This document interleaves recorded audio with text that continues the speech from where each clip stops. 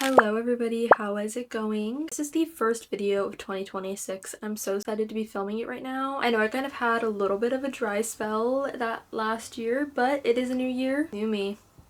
Anyways, as for this video, I want to talk about the books that I've read this last year. I've read a lot of books and I wanted to talk a little bit more about them with you. I read 50 books this past year. I usually average around 50. I think it's been a consistent 50 for the past couple years. This year, am I going to try to read more than that? I honestly don't know. I kind of have been in a slump the last couple months of 2025. But with that being said, I want to talk about my favorite books of the year. Let's start with some honorable mentions that didn't quite make my top 10, but are definitely runner-ups. My first honorable mention of the year is I Who Have Never Known Men. This book I picked up, I want to say it was the third or fourth book I picked up of the year, and I had just seen so many good things about it. I knew it was literary fiction translated from another language, and I always eat that up. It caught me by surprise in the greatest way ever. We basically follow 40 women that are trapped in a glass cage. They have no idea why they're there or why they're kept there in kind of livable conditions. They're given food, shelter, everything. Our POV actually follows one of the younger girls kept there. She doesn't remember anything from her past life. All she knows is that glass box. I really enjoyed it. I thought the ending left so many things up to interpretation, and that's what I love about literary fiction, is that you kind of take it how you want to take it. I recommend this book to like everybody. I think everybody should read this once in their lifetime. It's such a short read, yet it's so captivating, and at first you're kind of like, what's the purpose? And at the end of the book you're kind of like,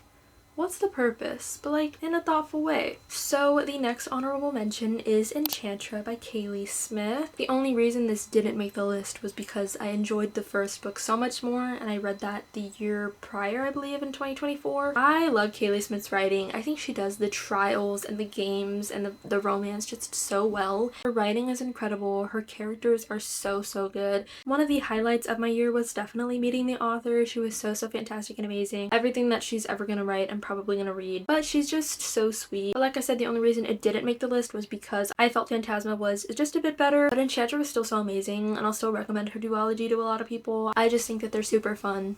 That's really about it. The next honorable mention is Fairy by Veronica Lancet. So basically, I was supposed to film a video last year where I read books that bookstagrammers recommended, and I lost the footage. I'm gonna make a part 2, but it's actually gonna be part 1. But it's actually part 2. Does that make sense? Anyways, Fairy was recommended to me by AimDocs on Instagram. I was blown away by this story. It's such an odd mixture of sci-fi, fantasy, romance, horror, mystery. It's like the most random mixture of genres that you wouldn't expect to work, and yet somehow Veronica Lancet makes it work. You're left so confused from the beginning. That's kind of the point. I mean, the author kind of makes you question everything. It's kind of hard to explain what this book is about. Follow a character named Darcy, in which she's basically contacted by somebody who takes care of like dead people's wills, and she finds out that her father dies, and in order to claim her inheritance, which could be a life-changing amount of money, she has to go to Fairydale and claim her inheritance. When she shows up in Fairydale, things aren't exactly as they seem. You kind of don't know what's going on. There's some sinister things that begin happening, and the plot is much bigger than you think. Her writing is beautiful, the plot was amazing, the characters are really cool. I really enjoyed it, and I think if you like gothic romantasy, I think this is right up your alley. Next up, we're actually going to be talking about my favorite books of the year. This is going to be top 10. This is not in any specific order, this is just the order that I read them. So I'm going to start off with my first 5-star read of the year, and then my last 5-star read of the year, if that makes sense. My first favorite book of the year, lo and behold to no one's surprise, was Heavenly Bodies by Imani Eru. I want to say around May that I finally found a 5-star. This one was just so good. I loved the romance of this. We have a kingdom in which it's inspired loosely by the Zodiacs, in which each kingdom has their own kind of special abilities. We follow Princess Alara Bellarive, who is a runaway princess, and she gets captured by a neighboring kingdom. So her story takes place while she's on the run from this star that's fated to kill her. So excited to jump into the sequel, Fallen Stars. I just loved the writing in this one. It was so good. It was just a classic romantasy. There was magic, there was fated love, there were so many side characters and found family that were just so endearing to read about. This one is going down in history as one of my favorite books of all time, not only because it was so good, but also because it kind of got me out of my reading slump. It was the first book of the year that I really loved, and I hope that by recommending it to you guys love it too. The next favorite book of the year is Our Infinite Fates by Laura Stephen. I loved this book. Rated it a 5 stars and I read it in one singular day. These are fated lovers, but they're fated to kill each other in every lifetime. So you're getting the romance, you're getting the fantasy aspect, but you're also getting the mystery, because why do they keep killing each other in every lifetime? Who knows? It was such a quick, fast-paced read, and Laura Stephen has such a way of writing. I think her writing is so lyrical, poetic, and beautiful. Her characters had so many different identities that spanned centuries, yet they still had their core values, their core personalities. I feel like that resonates with me a lot when it comes to people and places and how they can change, and yet how the core idea of them is still the same at the end of the day. I wasn't expecting to love it as much as I did, but I ended up loving it so much. And I think she has another book that I want to read called Silver Cloak, but we'll see if I get to that this year. The next book that I really loved was The Serpent and the Wolf. This one, when I first read it, I rated it a 4 out of 5 stars. I wasn't sure how I felt about it completely, but the longer I sat on it and I kept thinking about it months and months later, I realized this is definitely a 5-star read for me. We follow Vasa. She is a princess and is wedded to a neighboring enemy kingdom to kind of secure a political alliance for her brother. In the meantime, she is battling with this dark shadow that runs in her veins. She has no idea what it is, but she knows if she doesn't figure out what kind of power she has in fast, she'll be consumed the way that her mother was. So we're following her self-discovery journey, what powers she has, this new political marriage, this enemies to lovers romance she's getting with her husband. It is just everything I wanted. It's just so amazing. I'm so excited for the second book that comes out this year. I know I'm gonna be first in line to grab it. This is such a solid book. I have not seen a lot of people talk about it, but it was one of my favorites of this year, and I'm trying to push it as much as I can because it is such a good, solid book. This book is honestly so perfect, and if you love romantasy, I think this is the perfect book for you. The fourth book of the year that I loved so much, to no one's surprise, Bound. I always talk about this, I always recommend it. Anytime I see someone carrying it, I'm always like, that's a fantastic book, it's one of my favorites. This one is basically Fourth Wing meets dire wolves from Game of Thrones. I just think this is a lot better than Fourth Wing overall. We follow Marin, whose little sister is kidnapped by vampires because there's a take on vampires and werewolves in this book, and she's like, nope, I'm getting my little sister back. I'm gonna go to the front lines and fight this war and get my sister. Little does she know, after she enrolls in the military that year, that there are what they call the bonding trials, which means you are kind of forced to partake in a competition to bond with a dire wolf, and not everyone can do it. What I love particularly about this book is that Marin is a very poor kind of street rat. She fights for money, she is not from money, but I love the conversations we have in this book about classism and elitist issues, in which this case, basically all of the soldiers that bond with dire wolves are like nepo babies, so I kind of like the metaphors they have in it too. The romance is extremely good. There is a slight love triangle in this book, but it's done so well. Like, I promise I don't ride for love triangles at all. This one was just so good, and I always recommend this to people. I love it so much, and I don't think I'll ever stop ranting about it for as long as I live. The next book is Two Twisted Crowns by Rachel Gillig. Read One Dark Window a couple years back when it first came out, and I rated it a 3 out of 5 stars. I wasn't the biggest fan of it, and then I reread it again. I think I reread it this year or last year. I reread it recently, and I loved it even more than the first time. I rated it a 5 out of 5 stars, so come the second book, to find out the second book was even better than the first book was so relieving. A lot of times I feel like authors kind of slack on their second book, but this one was just so amazing. The story wrapped up so nicely. I love the characters so much. Elspeth and the Nightmare forever have my heart. Their relationship is just so unique. The magic system is intriguing. I love this book so much. In One Dark Window, we basically follow a magic system of tarot cards, and Elspeth inherits one of the cards, and with inheriting the card, she inherits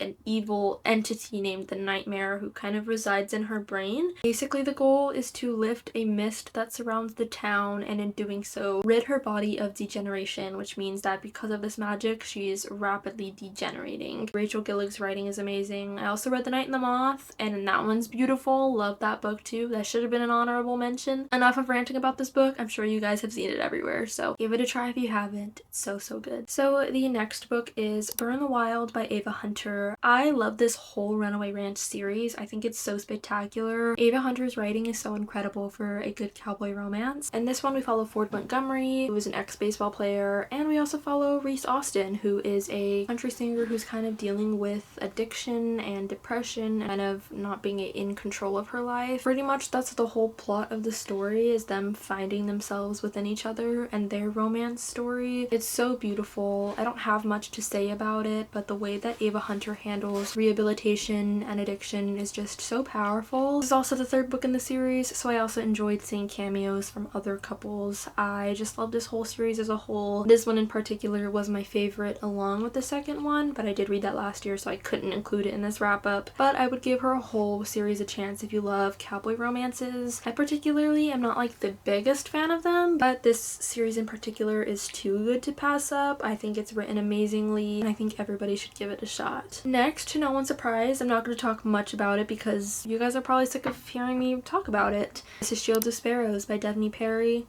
Awesome. Well-rounded, amazing characters. I love this book a lot. I can't wait for the second one. That's all I have to say about it. I really have no critiques at all. I just remember being visibly up at midnight and actually reacting to some of the plot twists that happened in this book that I didn't see coming personally, and that's all I really have to say.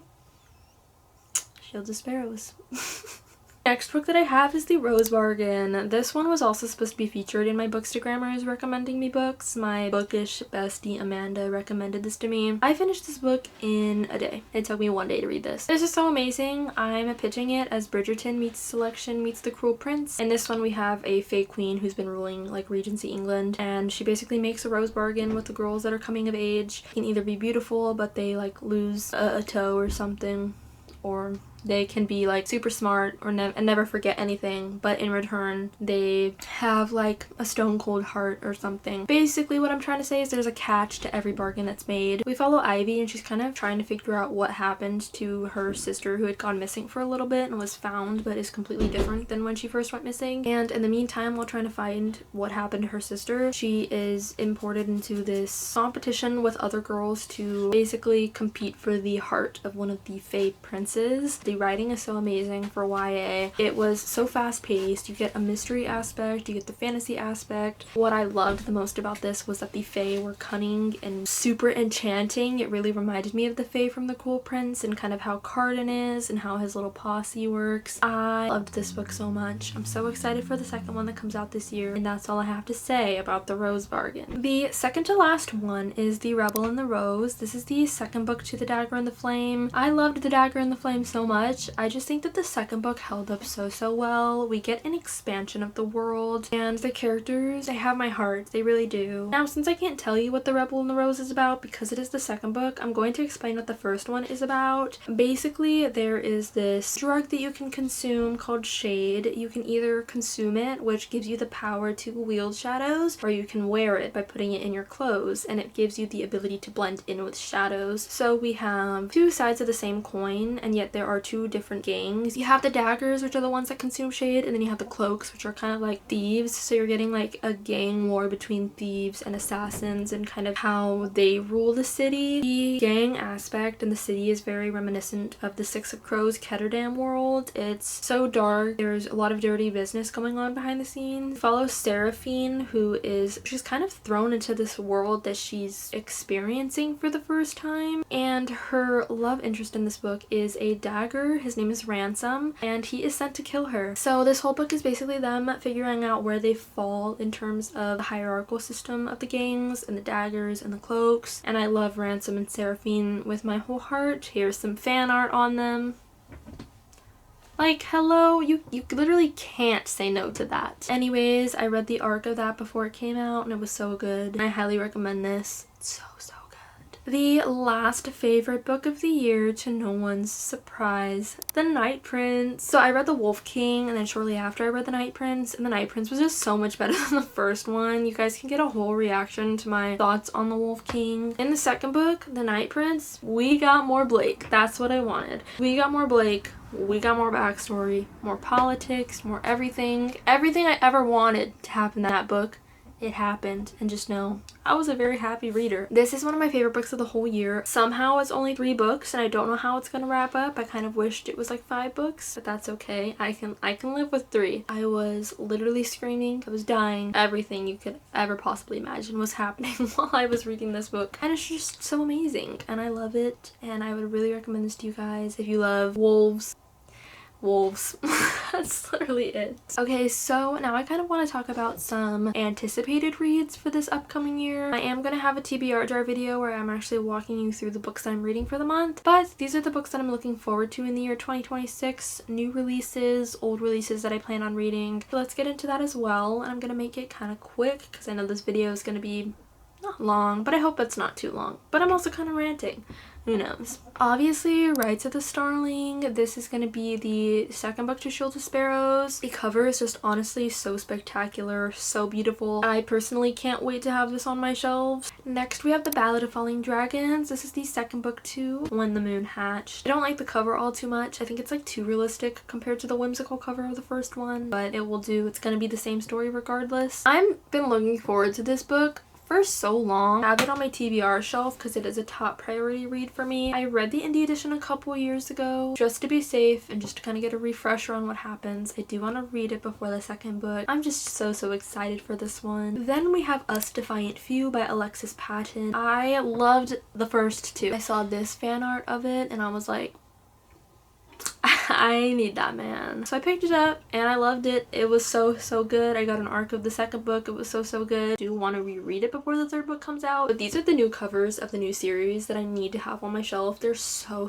beautiful. I'm so glad that her series is finally getting the recognition that it deserves. I just love this book series. It's a very dystopian series that I love, and I just need that finale. Next, we have The Everlasting. I finally got my copy of this. I'm so excited. I have only heard good things about this. Let me tell you, I have not seen a review that falls under 5 stars, and that's a rarity. I feel like that's a rarity. I follow a professor who is post-war traumatized. He's kind of trying to figure out life, and he is obsessed with this lady knight, her story, her history, and then he travels back in time and is beginning to fall in love with who she really is, but realizes that history has to happen. This is kind of his hesitation on making sure history happens the way it's supposed to, versus now he's falling in love with her and now he doesn't want history to happen the way that it has to be. The cover is so beautiful. My edition that I got is so beautiful. Excited for this one as well. Those are pretty much the main books that I'm looking forward to in the year 2026. Obviously, there's a lot more anticipated reads that I had my eye on, books that I know I'm gonna pick up, but so far those were like the top 4 that came to my head. Anyways, thank you guys so much for tagging along in this video. Sorry if I ranted a lot. Sorry if the lighting's pretty bad. I do want to focus more on content creating this year. As you guys can kind of tell, I'm trying to figure out the lighting and experimenting. Just wanted to do like a wrap-up video and kind of showcase my favorite reads of the year. I read a lot of books in the year 2025 and I loved a lot of them. I have new favorites. I have favorites that I'm looking forward to reading, series that I hope to continue, and I just wanted to take you guys along with me to kind of show you guys that. Thank you guys so much for watching. Thanks for watching the first video of 2026. I hope you guys follow along for more content by subscribing. I'll see you guys in my next video. Bye!